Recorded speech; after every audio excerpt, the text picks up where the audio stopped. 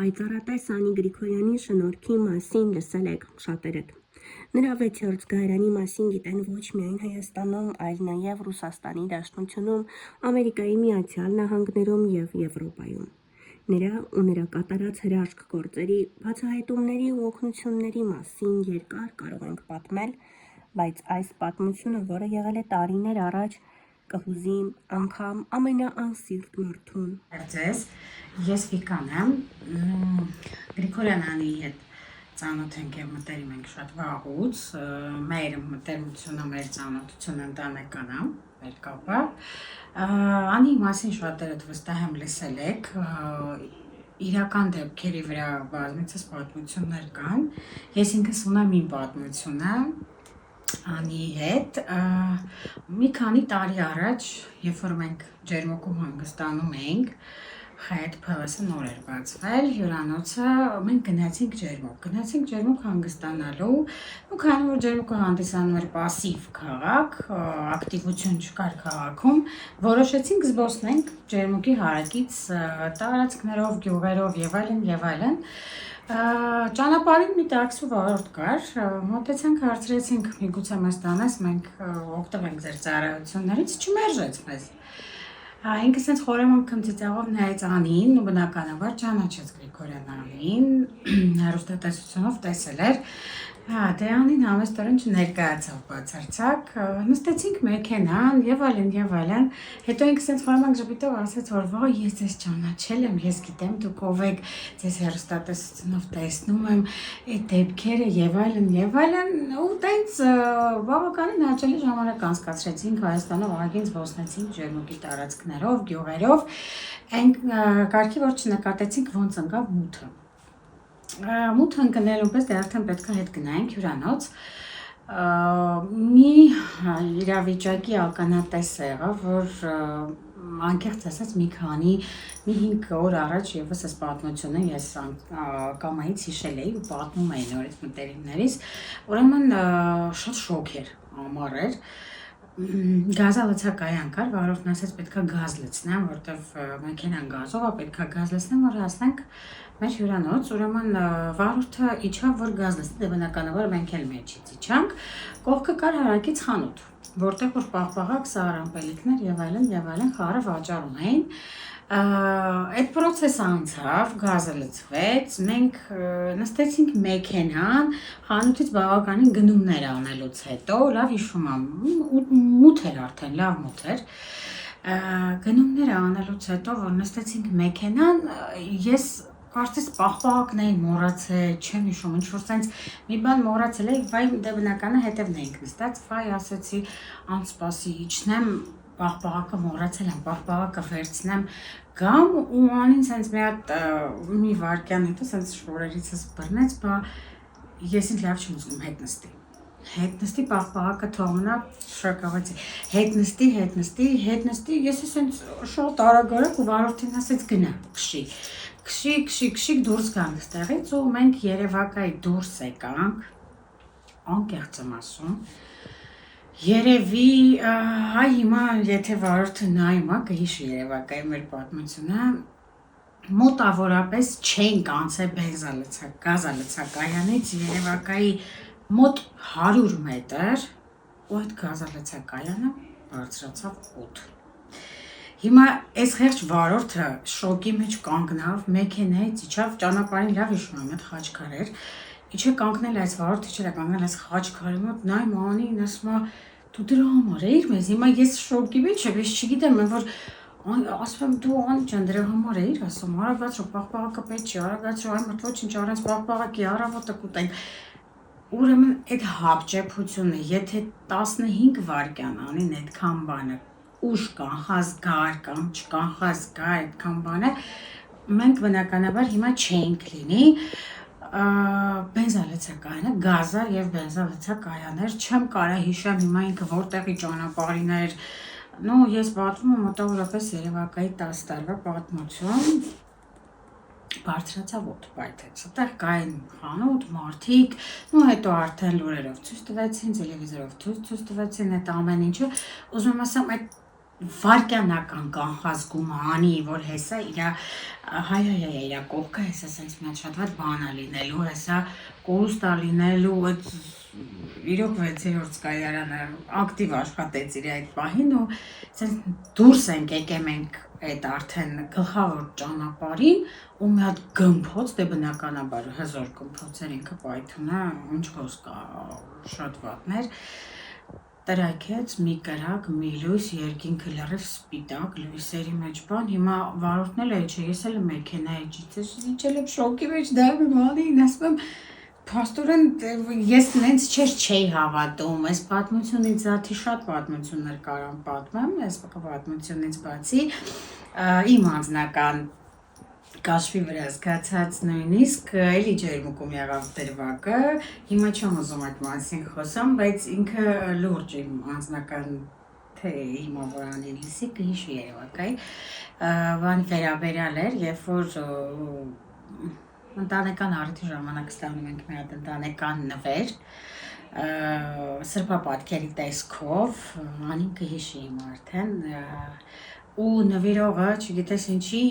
ընտանիքի մյուս անդամի առիթին նվիրում է սրբապատկեր ինձ։ Նվիրում է ինձ, տալիս է անմիջապես իմ ձեռքը, ու ասում է կտանես կդնես քո սենյակում, թող քեզ պահի եւ այլն։ Ու ջերմուկում նորից լուսադեմ ժամը 5-ներ, լավ հիշում եմ։ Մենք ծնունդի արարողությունից ջերմուկ արդեն անցել էր 6 ամիս։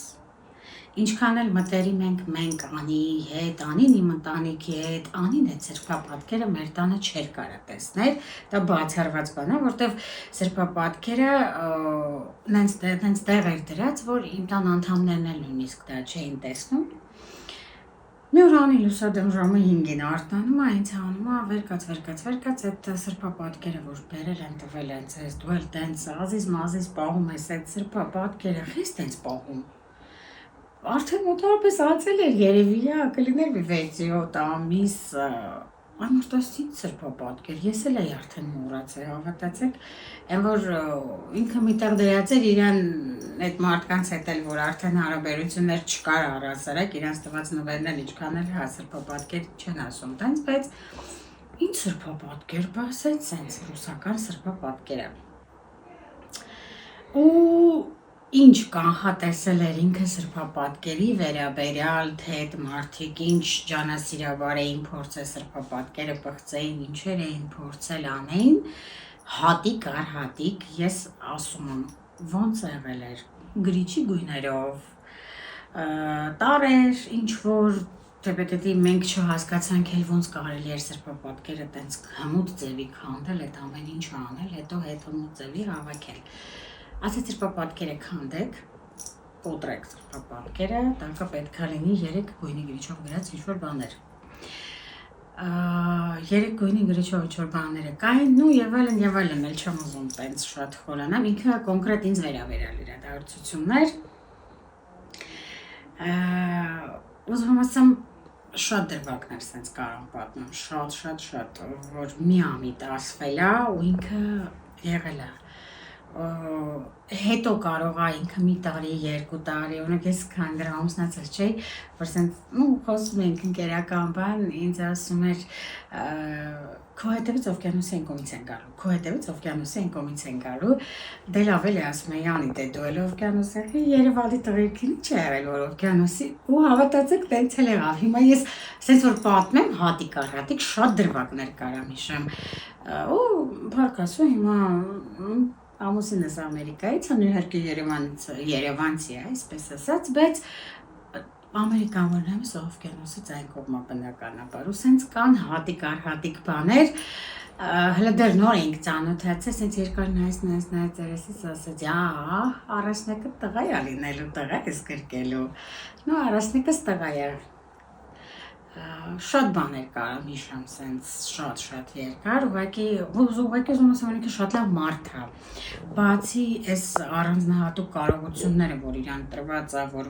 տրված չի բոլորին, ուզում ասեմ ինքը շատ լավ մարդ է, ինքը շատ մեծ բարեգործություններ է անում, շատ մարդկանց գիտեմ, որ օգնում է, անտարբեր չի անցնում այն մարդկանց կողքով, ովքեր որ կարիքի մեջ են, շատ ընկերասեր է, շատ բարի է, շատ ջերմ է, օժտված է յուրահատուկ մարդը կարողություններով, որ ես ինքս կարամ բազմիցս պատմություններ պատմեմ, ու մեկ-մեկ որ ասում են, բայց լուրջ ճիշտ է, ասում եմ, որ ուզում ես ասես լուրջ ճիշտ է ասումը որն է, ես դեռ ամուսնանալու պլաններ չունեի, ես մարդն ինձ ասում էր օվկիանոսից են գալու, առաջնեկը տղա է լինելու։ Բախ, տենց ոնց եղավ, մի անգամ էլ հիշում էլի մեր տանը, առաջի անգամ մեր հանդիպումը որ եղավ, մեր տանը Անին եկավ մեզ հյուր, ես լավ հիշում եմ այդ դրվագը, սենյակից խոհանոց գնալու հատվածը, մի քիչ ինքը մի քանի քայլ տարածք է մեր տանը, Անիտ մեջքով էր նստած, բնականաբար առաջի անգամ ենք իրար տեսնելու, ինքը ինձ բնականաբար չէր կարա տեսներ, ինչքան է տեսներ, մտքերս ոչ էր կարդա այդ պահին դեմքից բնականաբար գրած չի, ու ես ինչ-որ բան էի անում, խառը շատ մամաս եկավ, բա հյուր ունենք արի, հյուր ոնց էր երկու անգամ եկավ կանչեց, հյուր ունենք արի, վերջում արդեն մտքերից մեջ ինքս իմ հետ խոսալով ասեցի, դե գործ եմ անում, սպասեք կվերջացնեմ, կգամ, հասկացանք, հյուր ունենք, ու հասնում ես Անին, բարևում եմ ակուրատնի, նստում եմ իր կողքը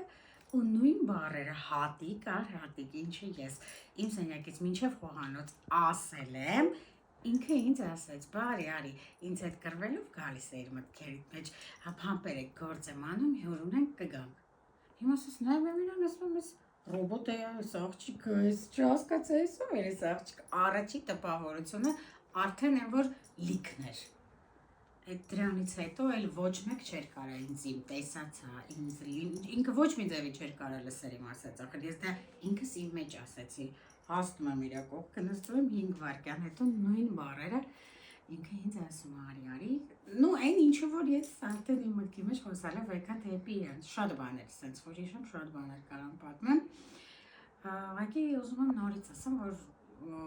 ոչ թե սուտ է, ոչ թե ֆանտաստիկայի ժանրից է, ինձ ճիշտ է հասկացեք, միգուցե կլինեն մարդիկ, որ չեն հավատա, կլինեն մարդիկ, որ բացասական կարտահայտվեն, բայց այս կարողություններից զատ, որ կարա ոչ բոլորին դուր կա, ինքը ուղղակի լավ մարդ է, ինքը ուղղակի շատ լավ մարդ է, չի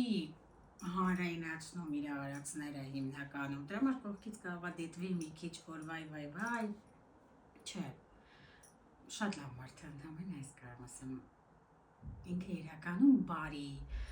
ընկերասեր մարդամոտ, նման մարդկանց մոտ չարը չկան, նախանձ չունի, ես չեմ զգացել այսքան ժամանակ, որ ինքը նախանձով մեկին նայի, կա կարիք օգնելու կօգնի, դե հիմա չես կարա մարդ իման ասես, մարդը օժտված է յուրահատուկ կարողություններով, ինքը օգտագործում է այդ կարողությունները, օգնում է, տեսնում է, հիմա ես պատմեցի են ինչը որ իմ հետ կատարվել էր ջերմուկի դեպքերը, եթե Անին այդ պահը չկանխատեսեր, որ չէ, շուշուտ նստեք գնացինք, հիմա բնականաբար մենք չէինք լինի, հիմա ես վստահ եմ, չգիտեմ, վարորդը կտեսնի, հաղորդումը թե չի տեսնի, չեմ կարողանում մտաբերեմ վարորդի անունը, բայց ինքն էլ ինձանից բետար շոկի մեջ կանգնել է խաչքարի մոտ, նայում Անին, նայում ինձի,